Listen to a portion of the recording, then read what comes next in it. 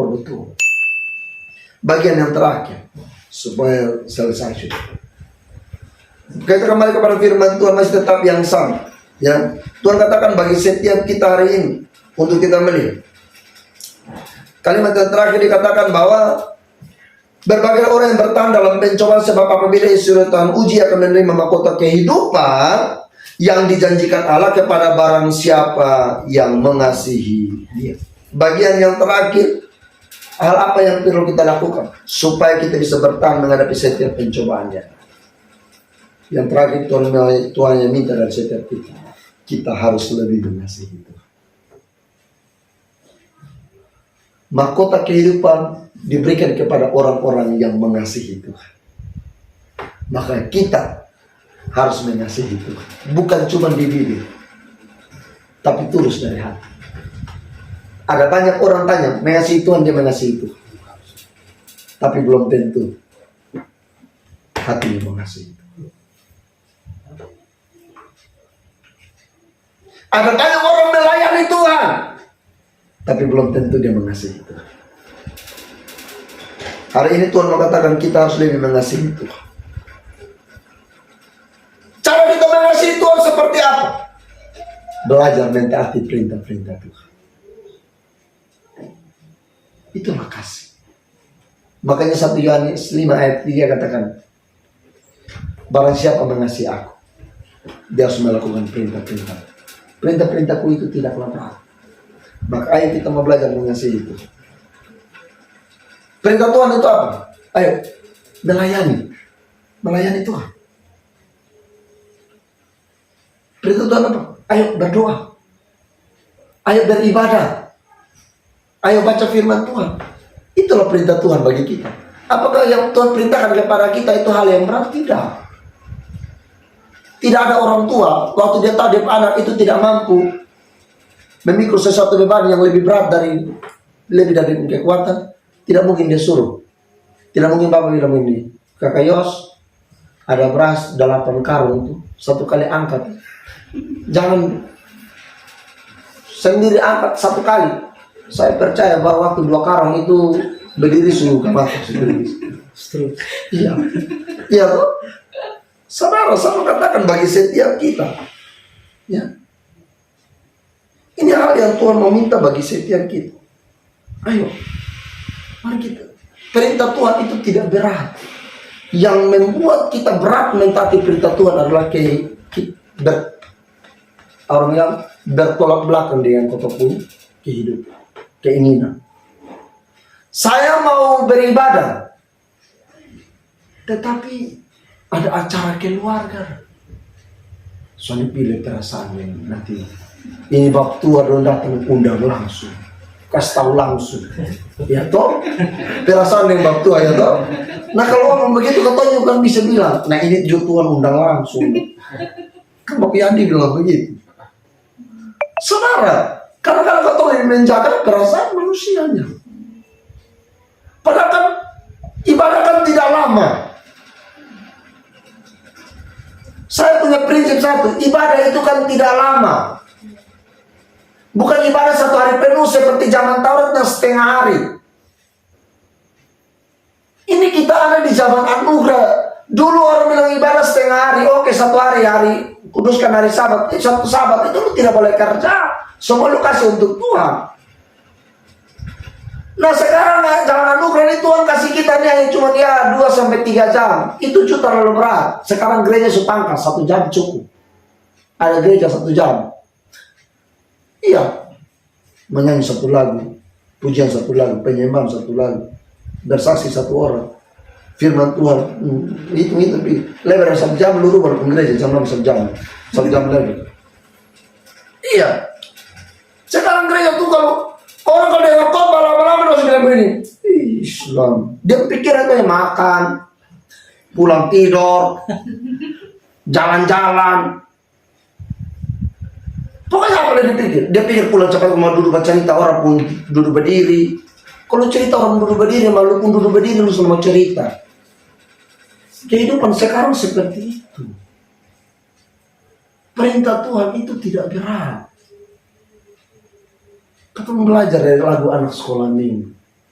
Kalau mau iman kita bertumbuh, baca kitab suci, doa tiap hari. Kalau mau tumbuh. Nah, kalau kita tidak mau baca kitab suci, tidak mau doa tiap hari, doa itu tunggu dulu sampai besok ada pergumulan apa, besok kita mau uang, besok kita mau otot, besok kita mau motor, baru berdoa. Tidak bisa. Berdoa itu dimanapun kita berdoa. Saya di atas mobil juga ada berdoa, di atas motor juga berdoa, di jalan-jalan, bahkan di kamar mandi juga saya berdoa, di WC yang saya berdoa. Karena ya bersyukur sampai bisa buang air besar. Kalau saya tidak bisa lagi, bergumul berat, mulai datang sama Tuhan, tolong berdoa, tidak buang air setengah mati. Ya toh? Hal yang lengkap. Di mana saya kita tetap berdoa, ya, supaya Tuhan tetap menolong. Begitu. Hal yang kita buat, Tuhan kasih kita itu tidak berat. Mengasihi Tuhan, bukan dengan mulut.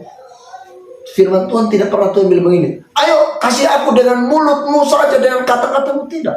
Tuhan bilang apa? Mengasihi Tuhan itu apa? Kasihlah Tuhan Allahmu dengan segenap hati, jiwa, kekuatan, dan akal. Tuhan tidak bilang mengasihi Tuhan dengan bibir, itu omong kosong. Ada banyak orang pintarnya, aku mengasihi engkau Yesus dengan segenap, terlalu banyak gaya. Tapi habis itu menyanyi di spidur di mana-mana. Apalagi yang kemarin Paskah, wih itu semua mengasihi. Saya bilang begini dengan istri di atas mobil, wih kita orang tidak lebih baik, kita orang juga berdosa, tapi kita bukan Kristen yang nakal dan Paskah.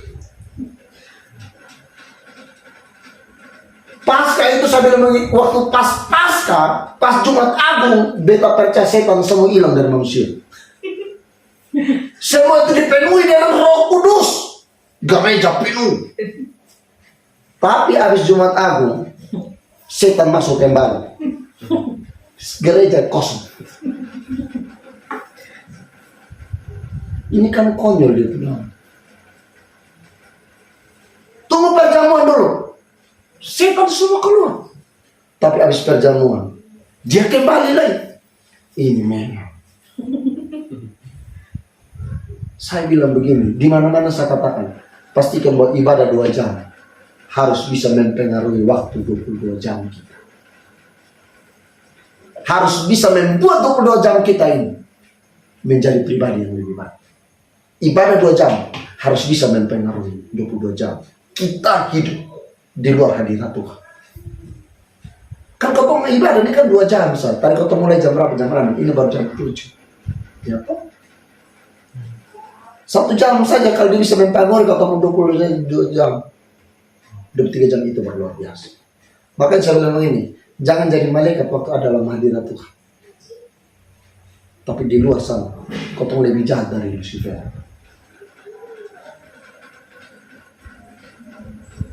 Waktu yang paling banyak itu kau dalam di luar, bukan dalam hadirat Tuhan. Tetapi pastikan bahwa di dalam ibadah itu Tuhan meminta Tuhan. Saya minta Tuhan kuasai saya supaya dia bisa mempengaruhi dalam waktu yang di luar sana.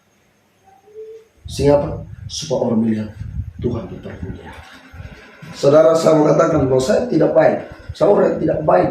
Tapi ketika saya tahu bahwa Tuhan akan ambil, kemanapun saya pergi, saya percaya bahwa ada magnet Allah yang bisa menarik orang datang kepada Tuhan.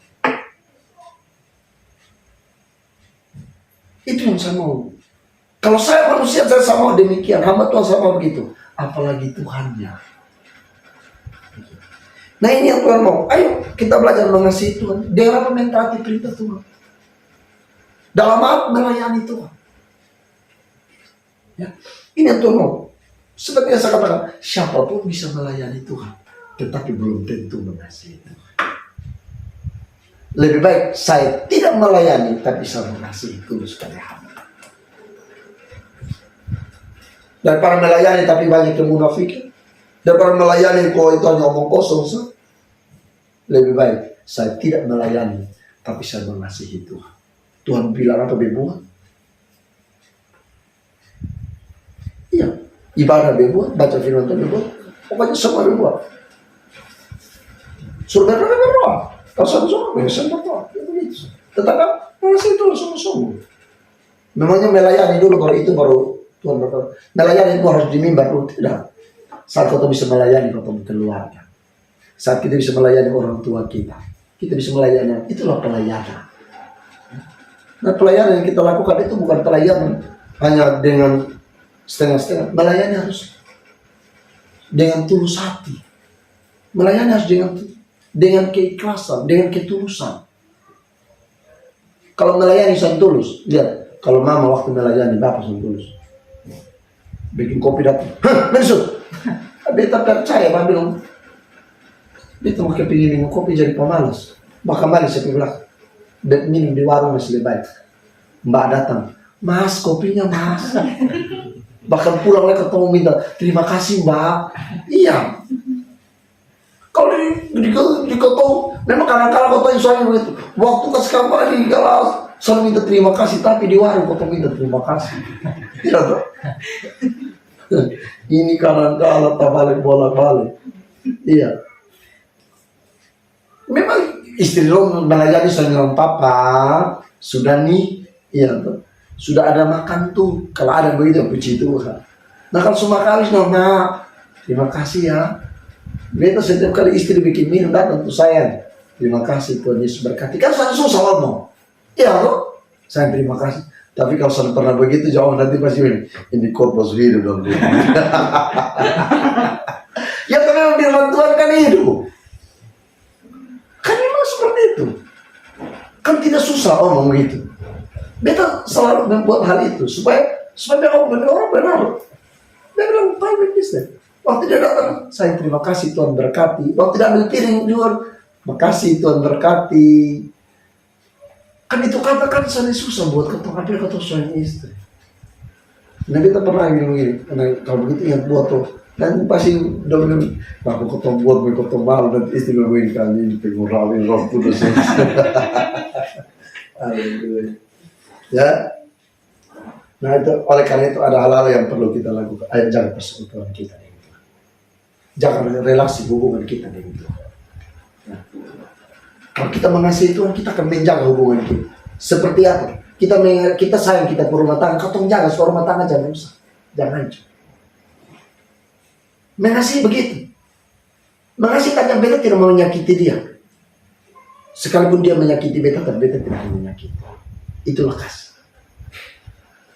Kalau kasih itu tidak menuntut balas. Lu makasih beta, terima kasih.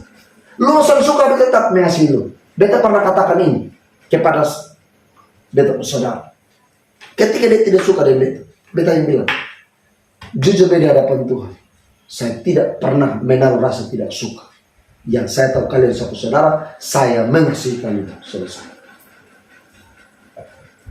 Satu prinsip satu. Ketika lu marah saya, lu pukul saya, lu ancam saya, lu maki saya tetap mengampuni. Kenapa? Saya sanggup mengampuni. Lu mau pukul saya, kasih mati, saya tetap sanggup mengampuni. Karena Tuhan ajarkan kepada saya. Orang yang kasih masuk saya bertahun-tahun dalam penjara saya, Tuhan suruh saya ampuni dia. Apalagi lu hanya cuma marah, maki begitu. Saya tidak akan marah, saya mengampuni. Itu satu prinsip. Mengampuni itu sakit, tetapi sukacita tersendiri. Berat mengampuni orang yang bikin kotong sakit hati. Tapi saya belajar mengampuni. Karena Tuhan bilang apa? Saya yang izin hal itu terjadi. Terus kita mau salah itu orang. Kok Tuhan yang ini pakai dong? Dipikir-pikir ini Tuhan ini. Saya bisa pakai cara lain. Beta pikir masa muda habis dalam penjara dan keluar tidak mungkin laku. Dan keadaan ini semua ini buku gambar semua. Siapa yang mau suka? Perempuan yang suka, perempuan yang dipotak semiring. Tapi ketika hidup melayani Tuhan, yang tidak mungkin bagi beta, sangat mungkin Tuhan dulu. Tuhan kasih beta orang-orang yang melayani Tuhan. Mau belum secara fisik dong, cantik, baik hati, melayani Tuhan luar biasa. Tuhan kasih itu, taruh rasa dalam hati untuk mau ini. Itu memang Tuhan terlalu baik. Sepanjang kau tulus dengan Tuhan, Tuhan memberikan apa yang kepada kita itu dengan tulus. Ini yang Tuhan mau sampaikan. Ayo jaga persekutuan kita dengan Tuhan. Jangan lebih mencintai dunia, tapi kita harus lebih mencintai Tuhan. Jangan lebih mencintai apapun di dalam dunia, tapi kita harus lebih mencintai Tuhan. Amin. Itulah hal-hal yang hal-hal yang perlu kita tanamkan dalam diri kita, supaya kita mampu menghadapi setiap pencobaan. Amin. Apapun yang sedang kita gumulari, Dia Tuhan yang baik. Mari Tuhan meminta kepada kita semua, ayo terus memandang kepada Tuhan, terus melihat kepada Tuhan, percaya dengan janji-janji Tuhan, percaya dengan janji mahkota kehidupan itu, terus melihat kepada janji Tuhan tentang mahkota kehidupan, dan kita harus lebih mengasihi Tuhan. Tuhan memberkati kita dengan firman-Nya. Amin.